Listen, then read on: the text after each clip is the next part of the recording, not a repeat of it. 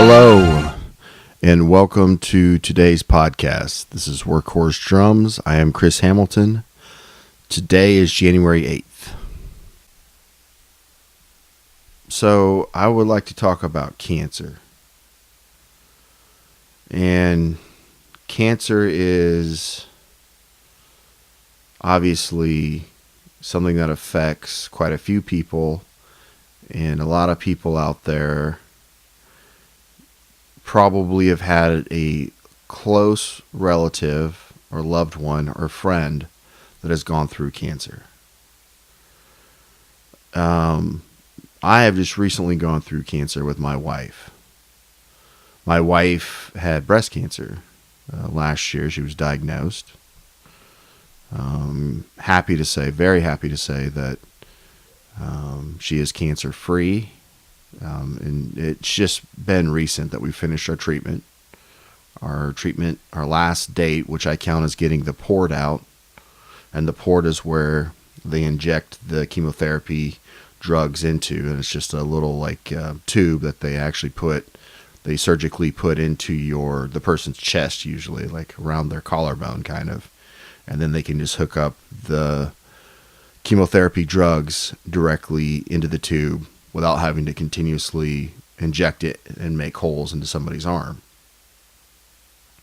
We got that out in November. So I kind of count that as the last day. The last chemotherapy we did was in October, the beginning of October. But I count November because that's when I feel like we no longer had to deal with, we had to go in for something that had to do with cancer. So I found out because let me back up. This is how it started. So in the summer of last year, my wife said that she had a lump. She felt a lump on her breast. And my wife plays sand volleyball. So that same area is used when you're spiking the ball, when you're hitting the ball a lot.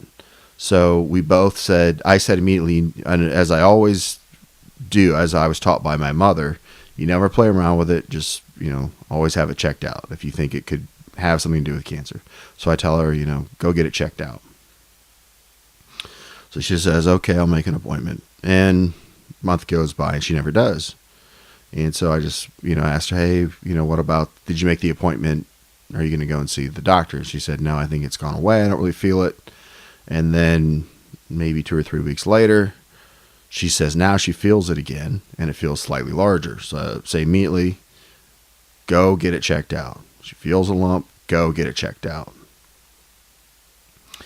And honestly, she had just played a volleyball tournament that weekend. So in my mind, she may have pulled something, or the muscle may have swollen there around the armpit. So I'm not worried about it. In fact, I'm not even thinking about it. She told me the date, and I remember saying, okay, well, let me know how it goes. And I was working and, didn't really think anything of it. She goes to it.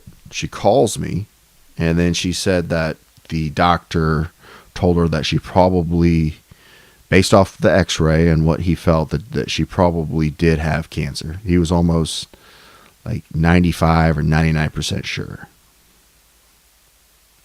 So she called me, and she didn't sound depressed. She was very upbeat. She was strong, I know, because she knew it was going to be hard for me to hear. So I was pretty stunned, and I was really hit hard, honestly. And so what I did is I just said, okay, and are you okay? And she said, yeah, she's going to go to work, which I really wanted to see her, but I understood her wanting to go into work because I knew that was the best for her to keep her mind from not thinking about it. So we hung up, and I broke down. It was hard for me, and I think I broke down I broke down twice after that. And I had to go and actually buy a lawnmower. I remember that. I had to go and buy a lawnmower because ours had just died. So I'm going through the whole emotions. And then I called my mom and said, hey, what do I need to do? But I knew after I broke down, I couldn't be doing that in front of her. My mom didn't tell me that. I just knew it. You can't break down in front of her. You have to be the strong one. And just as a side note, the tips I'll give, or what I think, my advice, anything that I give during this podcast is just what I think. I'm not a doctor. I don't have any medical degrees or medical training. This is just what I think and what I felt, and this is the tips I give from my point of view. I did not want my wife to see me breaking down, because I didn't want her to feel like I was both so sad and devastated, and also, I was scared of what the future, because, you hear cancer and it's such a heavy word. So, I knew I had to pull it together before she got home, and I did. So what I would say is just be there for your loved one, which I know most of you are like, yeah, I get that. That's a no-brainer. And then, try your best to not let that person, if it's your spouse or your friend, see you get too emotional. You need to be strong for them, especially if it's your spouse. You really need to be strong and show that everything's going to be fine, and that it's going to be tough. Don't lie to them. But just, and always give them hope. You got to be the one that gives them hope. That's why you're not showing your emotions. You got to be the one that shows strength and hope, even if you're just devastated. And you probably are going to feel devastated at times. I know the first week for me was very tough. So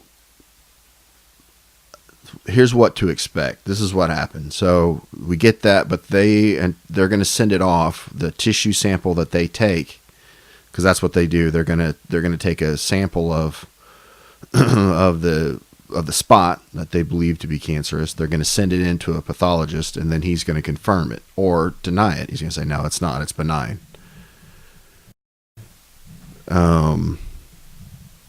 So it takes a few days. If they suspect it's cancer, obviously they get it done pretty quick. I think it's 3 days maybe that it took us to find out. Well, I think she went in on a Monday or Tuesday, and by Friday, it was a Friday when we got the news that it was cancerous. But we had built ourselves up to expect it. So she get the call, she comes home, we're able to talk about it. We talk about it with her parents, with my parents, and we basically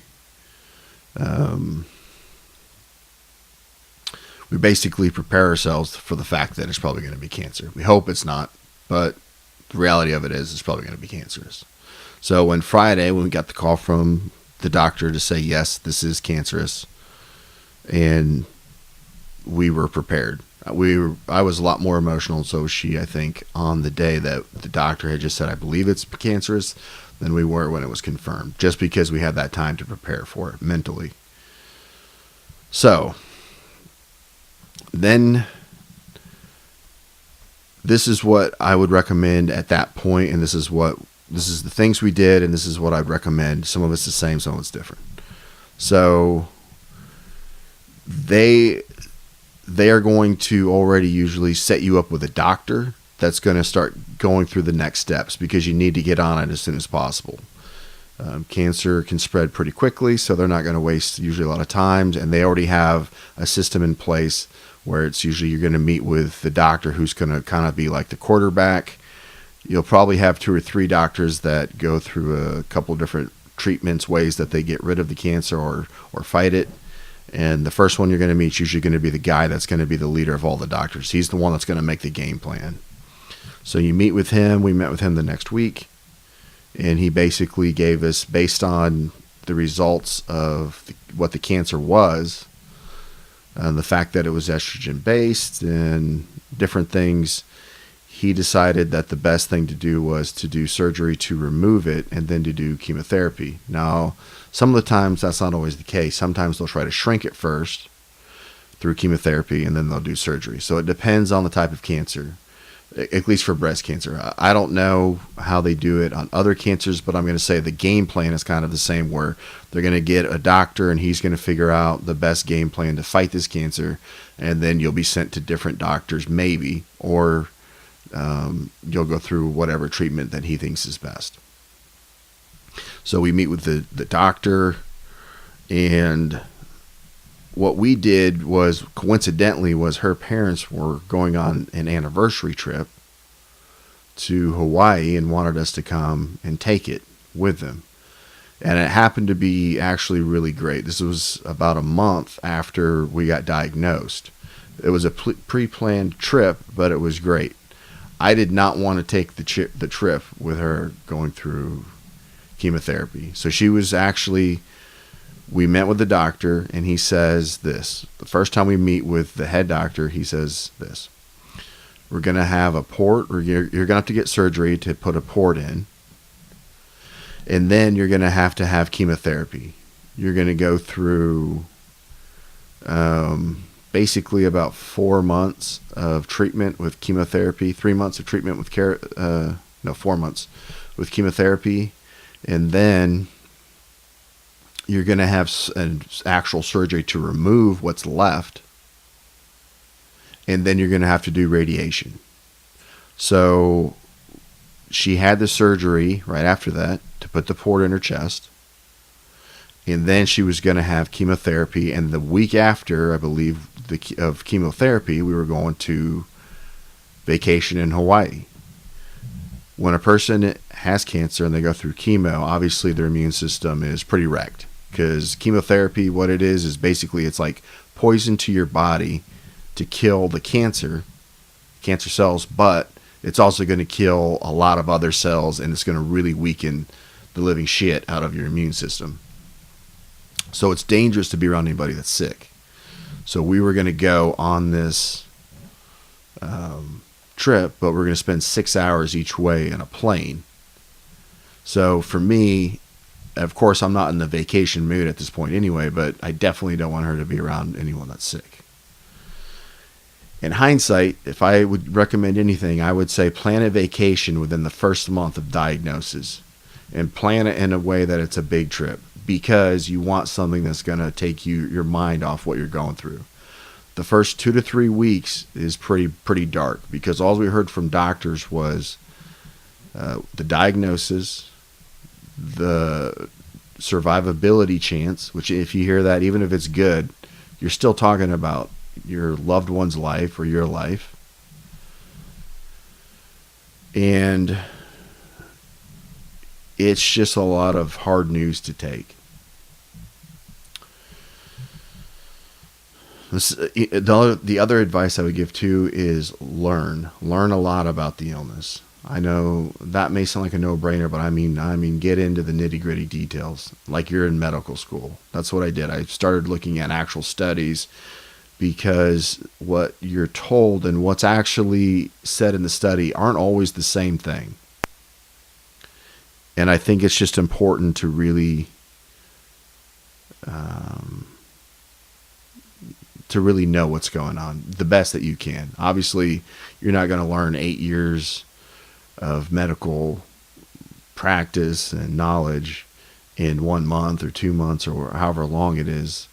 But you can learn a lot more than you did. I didn't know crap about cancer, but I learned a lot. And I spent a lot of my free time. I was almost taken up just looking at, cancer research, learning about cancer, learning about treatments, learning about what was really helpful, what wasn't, what did they really know, what they didn't. And by the way, you'll also learn from the doctors. They know a lot and they don't know a lot. They don't really ever know what really causes it. Unless you're smoking cigarettes or you're an alcoholic or something like that, something they can really see that it's probably contributed to it, it's in that area, they're not going to know. They're going to say it's external or it's internal based off genetic tests. If it's external and you don't have any really horrible habits, they're not going to know. So I would say just do your own research, listen to the doctors, but in the first month, take a vacation. You'll feel better. You won't regret it. Take a vacation, a place that you're going to relax, a place that just looks pretty and upbeat, has sunshine if you can go there, and chill out for a week. Now, she had the chemo the week before. Chemotherapy usually results in hair loss, just about with everybody. They make caps that cost a lot of extra money that you can wear, and it's basically like wearing ice on your head, the person's head, and it can usually help keep a person's hair. Not always, though. And it can also damage it. There's always side effects with everything. But if you don't do that, which most people don't, chemo's going to cause your hair to fall out 99% of the time. Or I don't know what the stat is, but everyone that I've seen that's gone through chemotherapy lost their hair.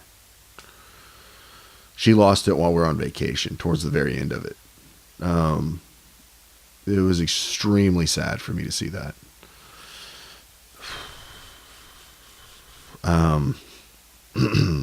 I did shave my head at the time, and her dad did as well. It felt like the right move. I know it's support for her, but it also feels just like, you always want to do more when somebody is going through something like that. You want to do everything that you can. So it just felt good to at least do something that was a show of solidarity and the fact that, hey, we're in this with you, we're in this fight with you. But it was really hard to watch her lose her hair.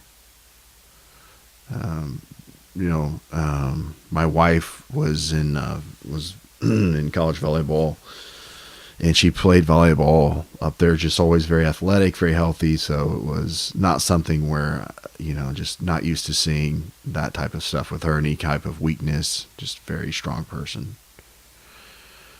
I would say through this, keep your sense of humor. We laughed a lot, believe it or not. Me and my wife, once we got past those first 3 weeks, we did laugh a lot. There were times that we cried too, but we laughed a lot. And we, excuse me, we didn't really, we just tried to we've always had a sense of humor between us, and we just tried to keep it with stuff. Some of the stuff you have to laugh at, because it is just, it's a way of you keeping your power over it. Once you lose your sense of humor, it's kind of got like a power over you. It's so serious you can't even laugh at it. So if you can laugh at something, that means that you still have your wherewithal, you still have your sense of hope, and you still have the power to laugh at the thing that's supposed to be causing you, or is causing you, a lot of this pain. Also, just to go back, as soon as you find out something like this, call your family. If you have family, and if you don't have family, I'm very sorry, first of all, because I did see people in the chemo room that didn't have any family, and it was really heartbreaking to see. It's heartbreaking to go in to that type of an environment and see people, because it's not like it's just all my wife had stage 1 breast cancer, which is, we were really lucky to find out that we went to the doctor when we did, and it hadn't gotten any worse. But there are people in there that have stage 4. So you see people that have all different stages and all different types of family environments. Some that have their spouse. A lot of people that didn't have anyone with them were elderly people.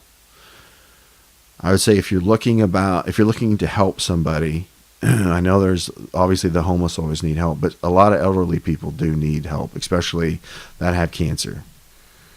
It could be just going and getting groceries for them, or it could just be going and spending the time with them at the chemo place. It is hard to go in there, and it is hard to look at people that are facing all kinds of circumstances. And some, are at stage 4, which is, they could die from that. If you know someone that is alone, or that doesn't have anyone close that's going alone to these chemo things, or you think might be going alone to these chemo treatments, see if you can go with them. I think that they'll really appreciate it. And it may be hard for you, but just think about how hard it is for them. Anyways, besides talking to your family, let your friends and your family know. At first, of course we called our family, our immediate family, our parents, siblings, and that helped a lot. That was a huge support. But it's also good to we thought about keeping it from coworkers, especially keeping it from especially on her, for keeping it from her coworkers. We talked about that. In the end, we talked to somebody that really helped us from one of the cancer support groups, one of the counselors, who just said, why hide it? If they're your friend, they're going to want to know, and why keep it? There's nothing to be ashamed about. And it was a good point, because even though we wanted our privacy, there's no denying when you're going through cancer, you're not going to be able to hide it. So I would say, tell your family, tell your friends. You don't have to be out there and tell them all the details. Just let them know. And also, let the coworkers know as well. Let your team know. You don't have to go and shout it from the hallways, but I'd let your work team know. And then, the support group is big, because you want to see people who came out on the other side and are living their life. And you also want to see people that are going through what you're going through. The sense of camaraderie is huge, and the sense of hope is huge. So join a support group that provides you with at least one, if not both of those. And most cancer support groups will have people there that have gone through it, and most of them will have groups that are going through it. And you guys, it's huge for if you're going through it to be able to relate, and it's huge if your spouse or your loved one, whoever they might be, is going through, and they meet people that they can relate to. So we did chemo for about 4 months, and just to let you know, each chemo session will make you more tired than the last, at least the ones that we did. They would just get harder to recover from. And what they do is they usually do them about 3 weeks apart. And basically it is the week of, it takes a few days to really hit. Then it hits and you're pretty exhausted. The person's has trouble just doing a lot of, just everything is kind of hard to do. It makes you super exhausted. It will make you go to the bathroom a lot, both 1 and 2. You're going to have issues. And then when you start to get your strength back will be that 3rd week. And that's basically, they kind of give you a 3rd week to kind of build you back up. And then bam, you're going to get another dose. And that is to make it so that you're able to get through it, but they don't want you to get your body healed up too bad, because they want to keep hitting that cancer and killing the cancer. That's why they keep doing it like that, where it's 2 weeks of kind of hardness and then 1 week of recovery. And then boom, it's the same thing. It's 3 weeks repeat, 3-week cycles. After you get done doing the chemotherapy, you're going to usually do surgery. Now, again, the order will change depending on the cancer. But what we did was the surgery happened after we finished, about a month after we did the chemotherapy. We recovered from that, and then we did surgery, which is just to go in and remove the lump. Now, ours spread a little bit from the breast into the lymph nodes. So the doctor will then have to go remove it from the breast and then go into the lymph nodes and remove it from the lymph nodes as well. If some of them, if they catch early enough, just have it in the breast tissue itself. Also, ours had actually shrunk so much that they couldn't even see it in the lymph nodes, and could barely, it was like a pin size in the breast tissue. Had shrunk, and it had shrunk so much from the chemotherapy. So, and then you're going to have to recover from the surgery, or your loved one's going to have to recover. That takes maybe about 6 weeks. Usually, at least ours took about 6 weeks. They only had to remove a few lymph nodes. When they remove lymph nodes, now that is going to affect your immune system on that side of your body and your arm. It'll make it more sensitive to cuts, just to healing in general. So you always have to kind of take extra care with that arm, with that side. After that, we did radiation, and the radiation was, I think, for just over 30 days, and you go 5 days a week. It's really actually quick. The treatment only lasts about, I think it's like 15 to 20 minutes, something like that. It's pretty short. You go every day, but it's only like 15 or 20 minutes, and they just hit that area with radiation. Now, depending on where the cancer is, if a lot of times they can really get it to where the radiation only hits that certain spot, so it doesn't hit your, like, it doesn't go into your stomach area. The radiation doesn't transfer over there. If the cancer was lower, the doctor told us that the radiation would give her a lot of stomach issues if it had gone down and it was spread down a little bit lower. So luckily it wasn't, and really it would just get sore.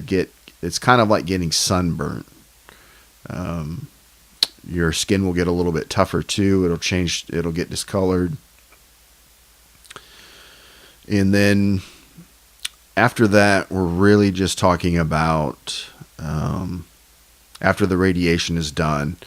The only thing we were still doing, so I say we end chemotherapy after 4 months.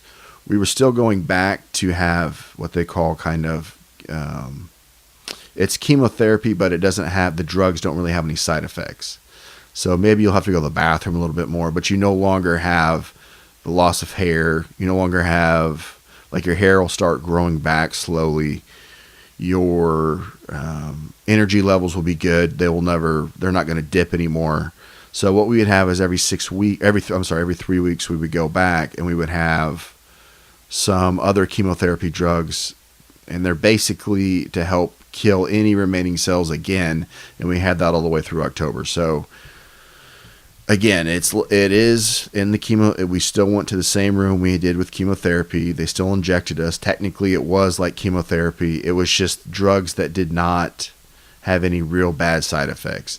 Maybe it would make you go to the bathroom a little bit more, but otherwise, that was about it. It didn't make you tired. It didn't make you really sleepy. You didn't feel sick.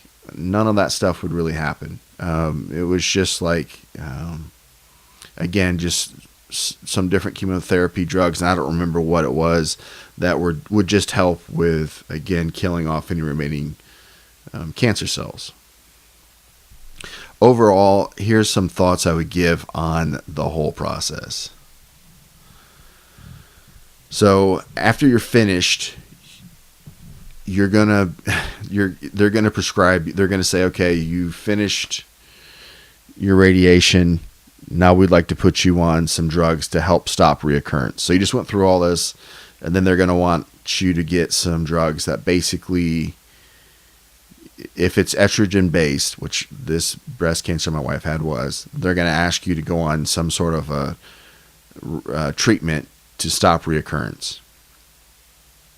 They have premenopausal and postmenopausal drugs. So my wife, being young, was on premenopausal, or that's what they wanted to give her. And it's called, I can't even remember. It starts with a T. But basically, it has a lot of side effects. Some people say that they don't have side effects, but we were lucky to get on a Facebook group and see people that had been taking it. That it did have, a lot of people did have side effects from it. Weight gain, can cause like weight gain. It can cause depression. It can cause discomfort down in the female area. I'm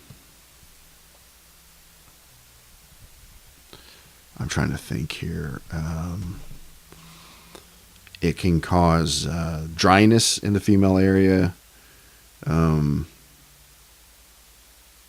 But it basically stops, from what the doctor told us, it stops us from, it stops the cells from going, it stops the estrogen from, how can I say this, from estrogen feeding into the cell, basically. And it doesn't matter if it's cancer or not, just any cell is what it does, is the way I understood it, at least.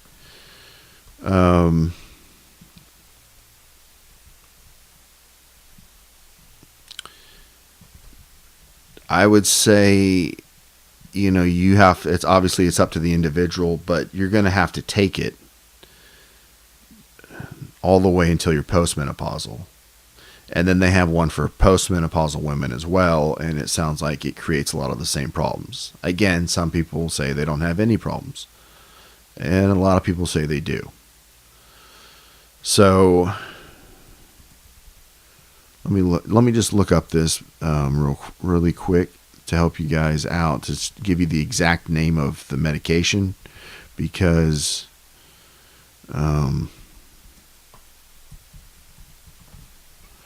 it is tamoxifen. So they give tamoxifen out to basically help if it's an estrogen-based cancer, which means that estrogen fed the cancer. They'll prescribe you this tamoxifen. And basically what it does is it keeps the cells from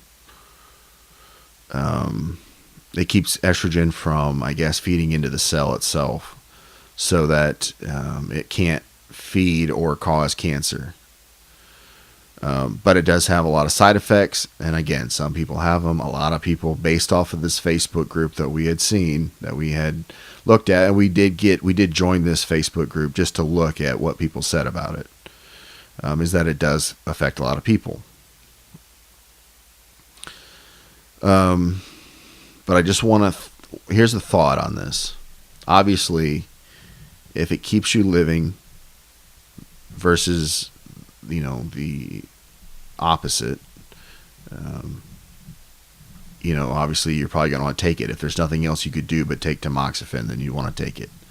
But the problem is that there's no guarantee that it'll work. So when we asked our doctor, who is a renowned doctor in her field, if she has patients that have been prescribed it and came back with a reoccurrence, she said yes. She would not give us the numbers. That's a little fishy. What I'll say is, the reason I think they give this is because they don't have a lot of alternatives, and they really don't know what causes it. They just say it's estrogen fed. Well, estrogen's a part of the body. Estrogen was there before the cancer was formed, so it didn't cause it. It just helped feed the cancer. I don't know if that makes sense, but again, it didn't cause it. It just fed it. It's like a baby, Somebody had the baby, but you have to feed it with something. It doesn't mean that they're the reason, food is the reason for the baby. A person, gave birth. So you're talking about stopping the feeding it, but you're also talking about that's not the source. And that led me to this point that kind of hit me. There's a lot of people that have cancer. There's a lot of people that need help, medical help in general. If you go to the doctor's office, most people, you'll be able to see that there's a ton of people in there, and they're always busy. There's always people that need help. They don't really know you. When they treat you, they don't really know you.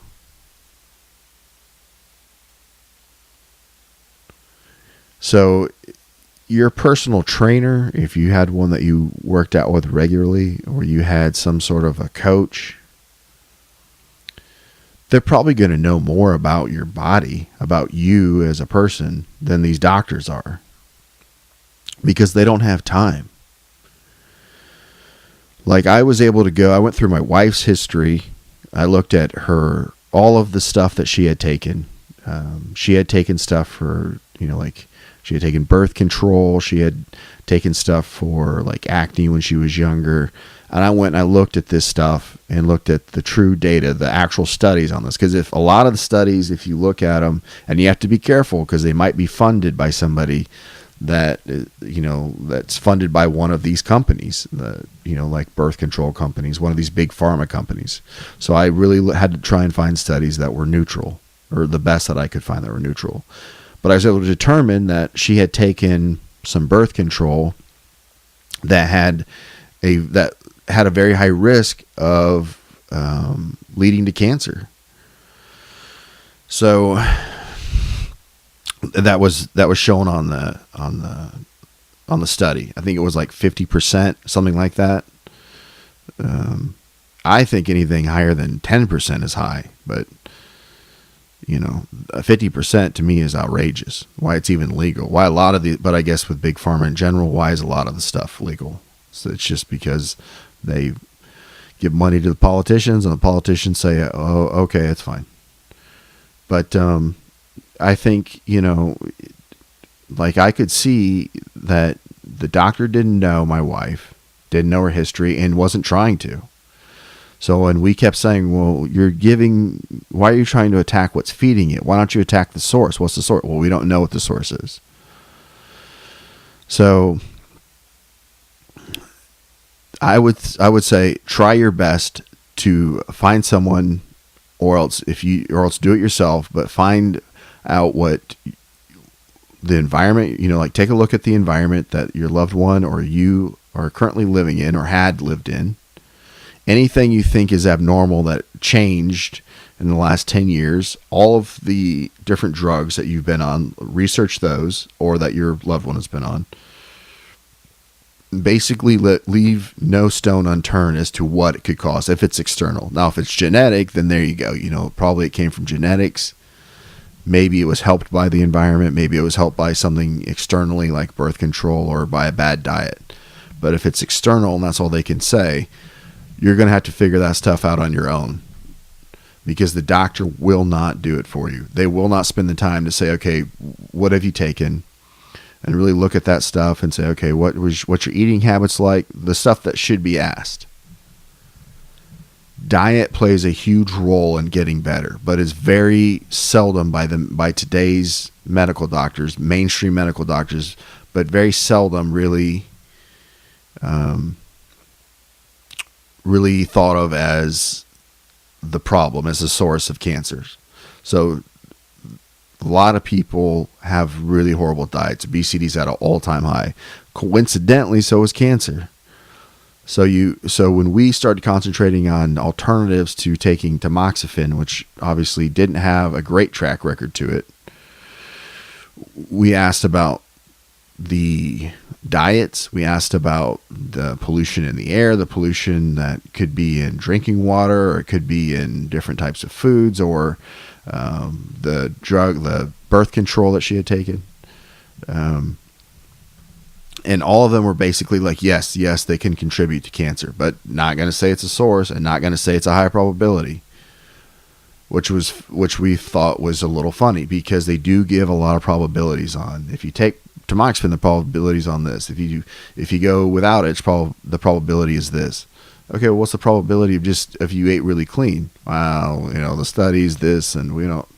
I just thought that was it showed a lot of flaws in today's medical treatment. So I would say look for the alternatives, and know that the mainstream doctors will not go out of what's supposed to be prescribed. The doctors have to follow a prescribed routine if they want to be like a part of these different boards. They cannot go a different way. They can't say, oh, you know what? To be honest with you, tamoxifan's not good. Like you really should probably, if you want to try it, that's fine. But if you actually really ate clean, and I mean you had to be strict, you would actually probably lessen the risk of cancer and not have any of the side effects that tamoxifen will give you. They won't do that because they'd be kicked off their board. So it is a business, and they're not going to be super detailed as they need to be. I know the doctors, if there's any that ever listen to this, or that if I were to tell them that, they would be so upset, but it's the truth. They don't know the patients as well as they should.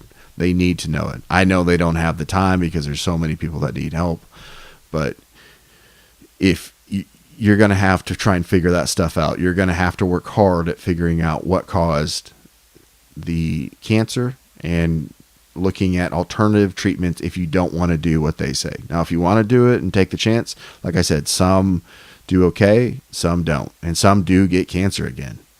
That's just the way it is. That's just the facts. That's what we talked about, even with the doctor that prescribed it. Um, Also, you know, don't be afraid to ask for help if you're going through something hard. So if you're not the one that has cancer, but a loved one does, and you're not sure what to do, ask somebody. Ask a counselor. And don't be afraid to talk to a counselor either. I talked to the one support group wanted both to at least do one counseling session. I did it. I mean, I didn't have any real problems with it. It was, for me, I'm not big on counseling, but if I need help or I'm not sure about something, I'll ask. It's just some people really connect well with counseling and just being able to kind of get stuff off their chest or getting guidance. If that's you, then that's great. Do it.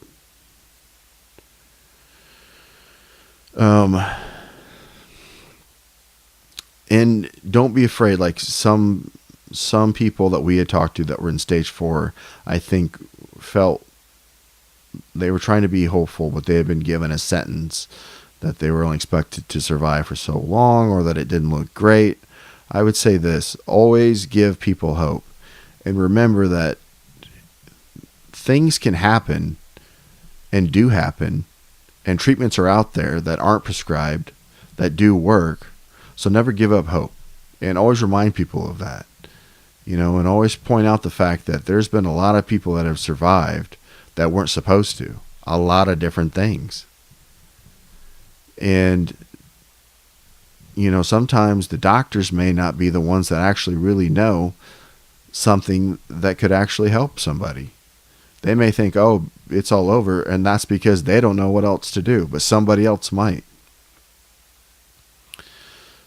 But just always, always give hope to people, and always say that, if somebody's going through it, that there is hope and that things can happen. And you never know when the miracle drug, when the cure for whatever they're going through might come out. They might find it right then. It has happened.